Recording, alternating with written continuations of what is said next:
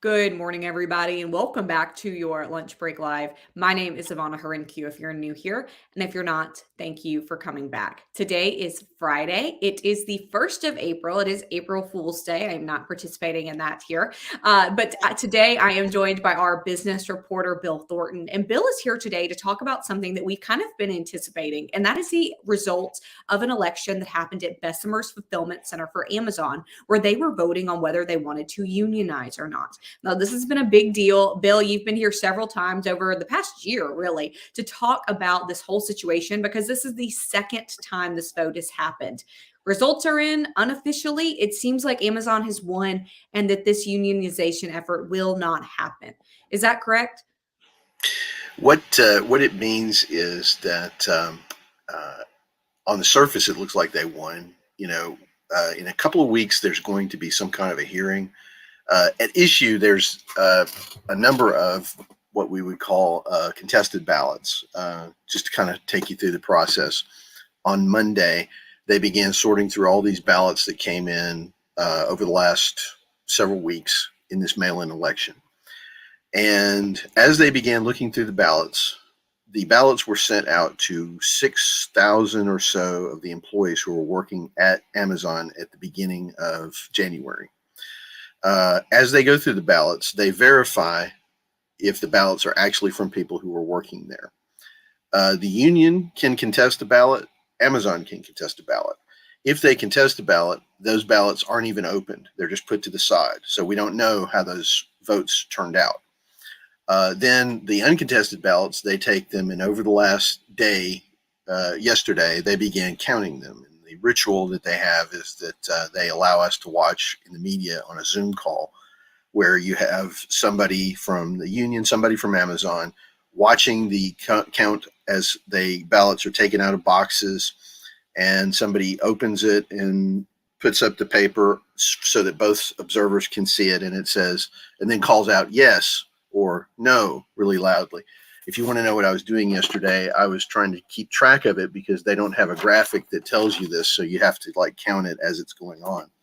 But anyway, at the end of the count, Amazon was ahead, and there were enough contested ballots that it could conceivably change the result of the election. Now, that comes with a big asterisk for several reasons. One is not all of the contested ballots will be counted, and we don't know how the contested ballots will fall one way or another. So could change the account, could not change the count. Not all of the ballots will be counted.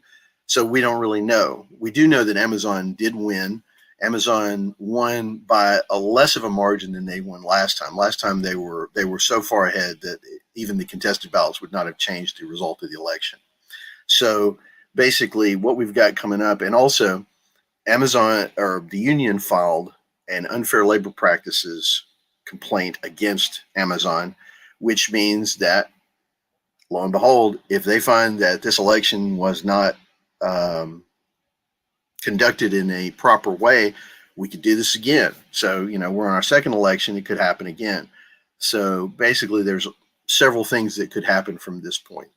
So, as of today, these unofficial election counts looks like there will not be a union happening at this Bessemer Amazon fulfillment center. But I wanted to ask you, talked about these contested ballots. I know there's more than 100 of those contested ballots. When you talk about those, you say they're not open, so we don't know the way that the person voted, right? But the seems like what's contested is whether or not that person is actually an employee at the center. Is that right? Yeah, because what a lot of people don't realize is there's an enormous amount of turnover at the Amazon fulfillment centers. The union says the statistic is something like 125% turnover. Now, just to give you an example, more than 50% of the people who are now working in Bessemer were not working there last year when they had the original union election. So that should tell you just, how much people are in and out of there. Now, again, it wasn't just Amazon who contested those ballots. The union also contested those ballots. The union president yesterday on a conference call after the vote count was over said that both sides had contested more than 100 votes.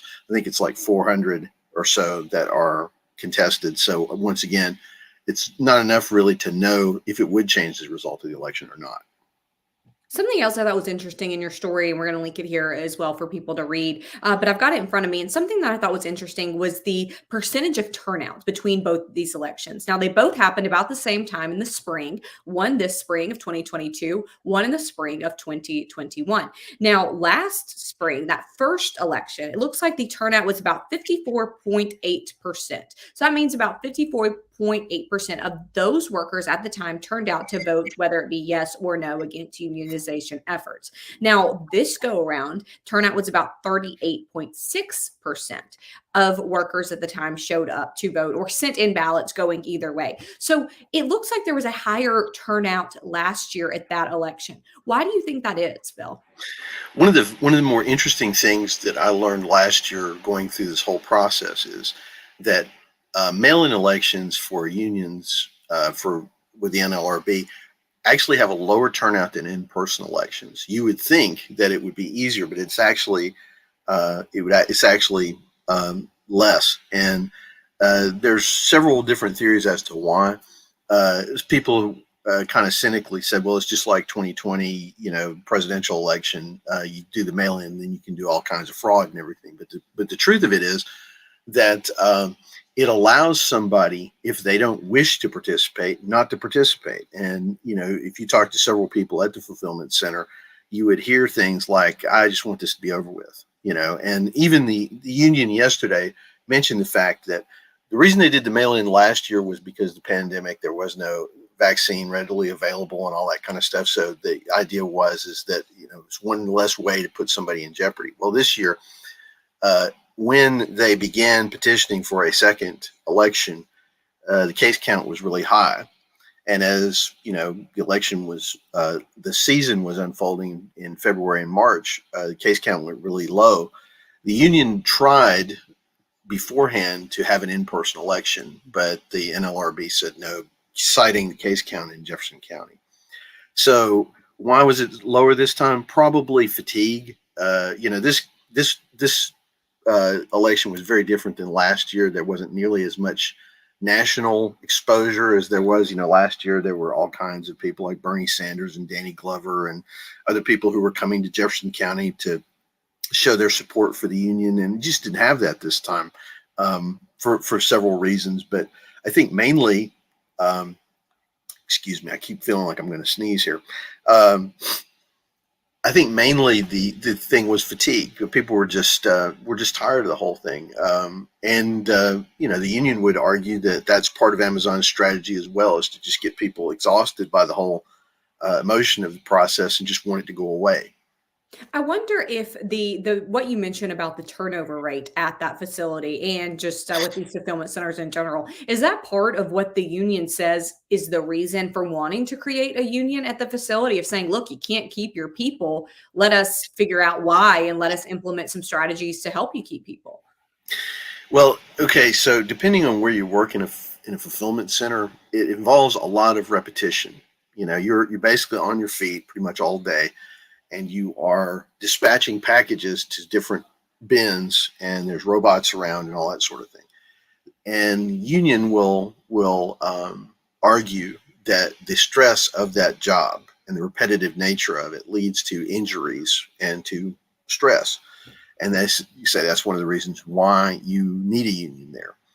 The interesting thing that I found last year, kind of looking into this, is that you will quickly find two different classes of people who work at one of these fulfillment centers. One is the people who will say, this is the worst job I've ever had. There's too much stress, too much work. They expect you to do too much. It's awful. And then you'll have people who will say, this is the best job I've ever had in my life, because you know what the parameters are and they pay you well and everything. So, a lot of it depends on who you're talking to. But I think that I think that the union also would argue that the reason that they're fighting like this in Bessemer is because the nature of that job, the text message, from your manager or whatever, and the sort of automated thing, and you put your time in by your phone, and they keep track of you and everything. The idea is that this is the future of what work will be, that it will be largely impersonal, that you won't be able to talk to your manager or talk to HR personally. And I think whether you want to agree with the union or not, I think there are a lot of people who would find some sympathy with that argument that work is becoming more and more impersonal and automated, and the idea that you can't look your employer in the face when you have a concern is probably going to become more and more of an issue in the years to come.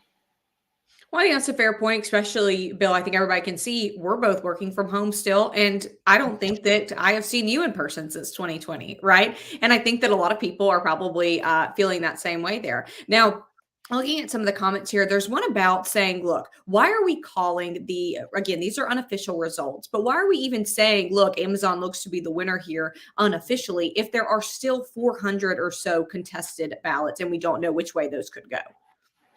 The reason we're saying that is because the result of this vote may not change. We can't know for certain if they will use any of these contested ballots, and if those ballots are open, if they will change the result of the election. That's the reason the word apparently is there.